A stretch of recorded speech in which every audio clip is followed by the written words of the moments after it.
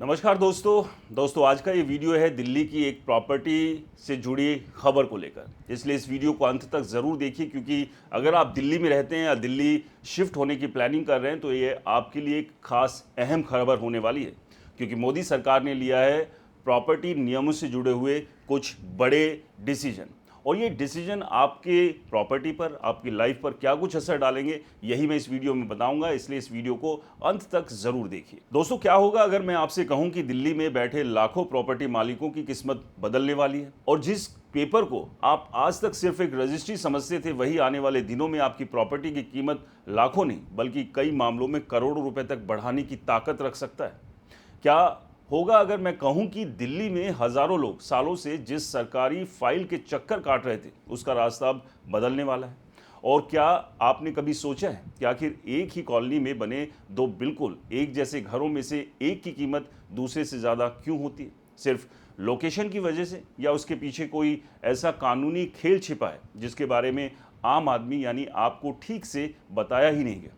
अगर आपकी या आपके परिवार की दिल्ली में DDA flat, DDA plot, L&DO की संपत्ति या किसी सरकारी लीज वाली प्रॉपर्टी है, या फिर आप फ्यूचर में दिल्ली में घर खरीदने का सपना देख रहे हैं, तो दोस्तों ये वीडियो आपके लिए किसी अलर्ट से कम नहीं है। क्योंकि दिल्ली में जिस बदलाव की तैयारी चल रही है, उसे कई एक्सपर्ट्स पिछले कई सालों का सबसे बड़ा प्रॉपर्टी रिफॉर्म मान रहे हैं। लेकिन सबसे बड़ा सवाल ये है, क्या सचमुच में सभी लोगों को फ़ायदा मिलेगा? क्या हर leasehold property freehold बन जाएगी? क्या अब कन्वर्जन बिल्कुल सस्ता हो जाएगा? या फिर इसके पीछे कुछ ऐसी शर्तें भी हैं जिन्हें जानना हर मालिक के लिए ज़रूरी है? दोस्तों, आज सोशल मीडिया पर हर तरफ तरह तरह के वादे किए जा रहे हैं। कोई कह रहा है कि अब सभी डीडीएम मकानों की लॉटरी लग जाएगी, कोई कह रहा है कि सरकार ने प्रॉपर्टी का पूरा खेल बदल दिया। लेकिन आखिर सच्चाई क्या है? दोस्तों, आज इस वीडियो में मैं बिना किसी अफवाह के पूरे फैक्ट्स के साथ समझाऊंगा कि आखिर दिल्ली का ये फ्री होल्ड रेवोल्यूशन क्या है, लीज होल्ड और फ्री होल्ड में असली फ़र्क क्या है, सरकार आखिर इतने बड़े बदलाव की तैयारी क्यों कर रही है, इससे किसे फ़ायदा होगा और किसे नहीं, और सबसे ज़रूरी, अगर आपकी प्रॉपर्टी अभी भी लीज होल्ड है तो आपको आगे क्या करना चाहिए। तो दोस्तों, इसलिए मैंने कहा था कि इस वीडियो को अंत तक ज़रूर देखिए, क्योंकि आखिरी हिस्से में मैं आपको बताऊंगा कि आने वाले समय में दिल्ली के प्रॉपर्टी बाजार में ऐसा कौन सा बदलाव हो सकता है जिससे खरीदार, इन्वेस्टर्स और पुराने मालिक तीनों की स्ट्रैटेजी बदल सकती है। अब सबसे पहले समझते हैं आखिर ये पूरा मामला शुरू कहाँ से हुआ। दरअसल दिल्ली में आज भी बड़ी संख्या में ऐसी प्रॉपर्टी है जो फ्री होल्ड नहीं बल्कि लीज होल्ड व्यवस्था के तहत आती है। जब दिल्ली का तेज़ी से डेवलपमेंट हो रहा था और डीडीए बड़े पैमाने पे फ्लैट, प्लॉट और रेजिडेंशियल प्रोजेक्ट ला रहा था, तब अधिकांश प्रॉपर्टी लोगों को पूर्ण मालिकाना हक के बजाय लीज होल्ड आधार पर दी गई थी। यानी मकान आपका हो सकता था, लेकिन ज़मीन का अंतिम मालिक सरकार या डीडीए ही रहती थी। आम भाषा में समझे तो आपके घर खरीदा ज़रूर, लेकिन ज़मीन पर आपका अधिकार पूरी तरह परमानेंट नहीं था। आपको एक निश्चित अवधि की लीज मिली थी जो अक्सर 99 साल तक की होती थी, और उस दौरान कई कानूनी शर्तों का पालन करना पड़ता था। यही वजह थी कि यदि किसी को प्रॉपर्टी बेचनी हो, नाम बदलवाना हो, कई मामलों में मॉर्गेज कराना हो या कुछ दूसरे प्रोसेस पूरे करने हो, तो एक्स्ट्रा परमिशन यानी औपचारिकताएं सामने आती थी।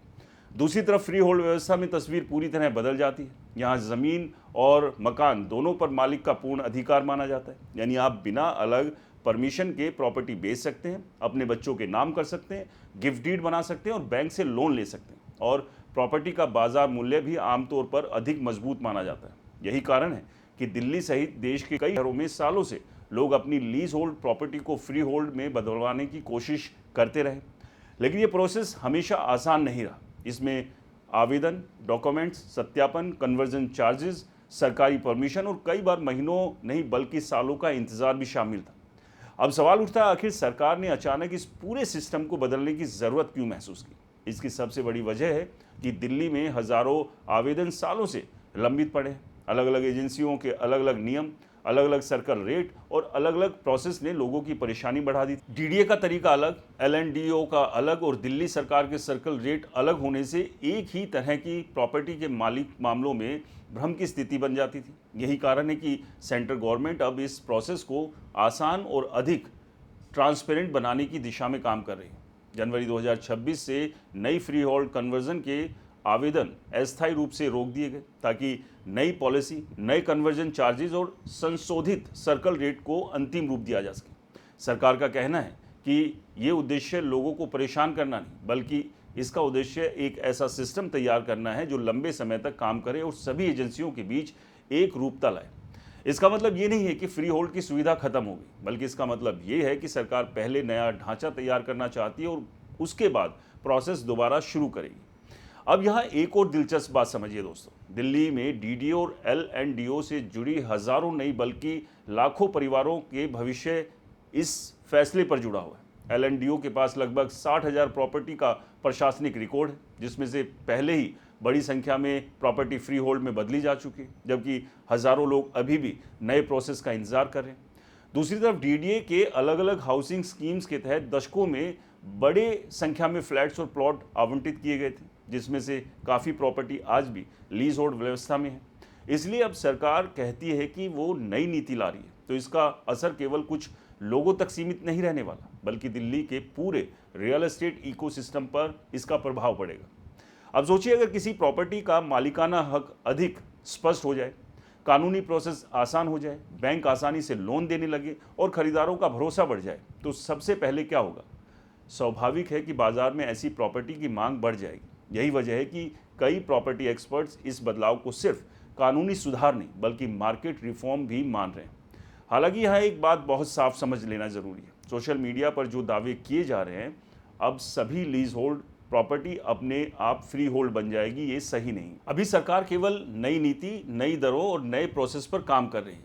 अंतिम नियम, पात्रता, चार्जेज और शर्तें आधिकारिक अधिसूचना के बाद ही स्पष्ट होगी। यानी अगर आपकी प्रॉपर्टी लीज होल्ड है तो अभी घबराने की जरूरत नहीं है और किसी अफवाह में आकर जल्दबाजी करने की भी जरूरत नहीं है। सबसे समझदारी की बात यही होगी कि नई नीति आने का इंतजार किया जाए और उसके बाद आधिकारिक दिशा निर्देशों के आधार पर आगे बढ़ा जाए। लेकिन कहानी यहीं खत्म नहीं होती, क्योंकि फ्री होल्ड रेवोल्यूशन के साथ साथ दिल्ली में एक और बड़ा बदलाव भी तैयार हो रहा है, जिसका असर केवल डीडीए फ्लैटों तक सीमित नहीं रहेगा। तो दोस्तों, ये है सरकार की एक कोशिश कि दिल्ली में जितनी भी लीज होल्ड प्रॉपर्टी है उन्हें फ्री होल्ड में तब्दील किया जाए। और इसमें बहुत सारी प्रॉपर्टी वो भी है जो पार्टीशन के दौरान लोग पाकिस्तान से भारत आए थे और उन्हें यहाँ पर अस्थायी रूप से बसाने की व्यवस्था उस दौरान की सरकारों ने की थी, और अभी भी उनके पास प्रॉपर्टी के पूरे राइट्स नहीं। ये भी एक बड़ी वजह है कि सरकार चाहती है कि उन्हें प्रॉपर्टी के पूरे राइट्स मिल जाए और इसीलिए नियमों में कई तरह के बदलाव किए जाए। अगर आप भी किसी लीज होल्ड प्रॉपर्टी में रह रहे हैं तो इंतज़ार कीजिए, सरकार की नई पॉलिसी में क्या कुछ बदलाव होता है उस पर नज़र रखिए ताकि आप भी इसका फ़ायदा उठा सकें। दोस्तों, इस नियम को लेकर आपका क्या मानना है कमेंट्स कर ज़रूर बताएं। वीडियो पसंद आया तो इसे लाइक करें, शेयर करें और आपके अपने चैनल को सब्सक्राइब और फॉलो करना बिल्कुल ना भूलें। मिलते हैं एक और नए रियल एस्टेट के इम्पॉर्टेंट अपडेट के साथ, तब तक के लिए नमस्कार, जय हिंद।